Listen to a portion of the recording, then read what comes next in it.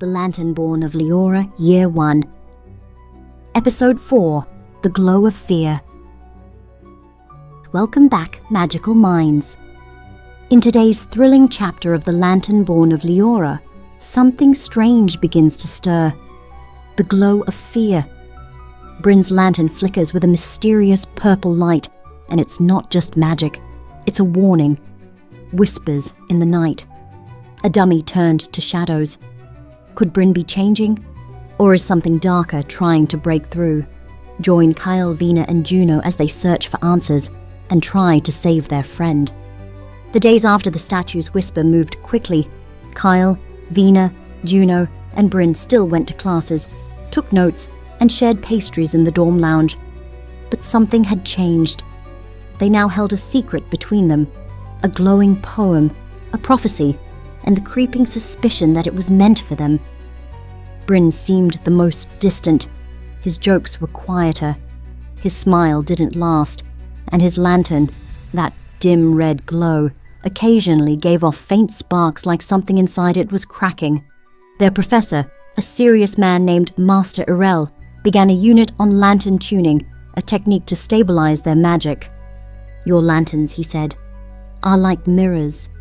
They do not lie. They reflect what is within you. The clearer your mind, the brighter your light." He pointed to a target dummy across the room. "Let's begin. Channel your lantern through your wand and focus it on the mark." One by one, students tried. Most managed a small pulse of light. Juno's spell hit directly.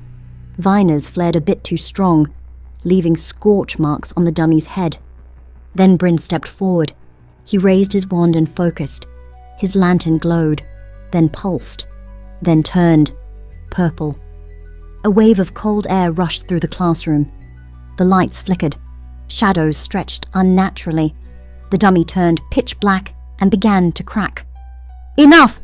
Master Eerie shouted. With a sharp flick of his wrist, he dispelled the magic. The dummy fell to the floor in pieces. Everyone stared. Brin stepped back, pale. I didn't mean to..." Master Eerie forced a smile. "Just a surge. It happens." But his tone was tight, nervous. After class, Kael walked with Brin toward the courtyard. "You okay?" he asked. "I don't know what's happening," Brin muttered, staring at his lantern. "Sometimes I hear a voice when I sleep, calling me. It feels like it wants me to follow." Kael's throat tightened. "You should tell Mistress Kael." "No," Brin said firmly. "If I tell them, they'll take my lantern, maybe even send me away."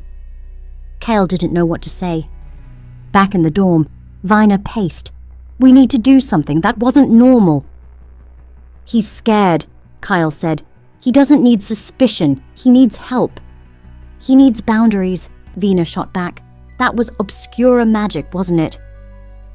Juno had been quiet the entire time. She finally spoke. "I found a passage in Elira's journal. It said if a lantern shows signs of purple light, the student might be a vessel." Vina crossed her arms. "Then we should tell someone." Kael shook his head. "Number we find a way to help him ourselves." That night, Brin stood by the dorm window watching the moon. Behind him, his lantern sat on the desk, glowing purple. He whispered, "What do you want from me?" And from the shadowy corners of the room, something moved, not in body, but in presence. A whisper brushed his ear like wind. "Return me."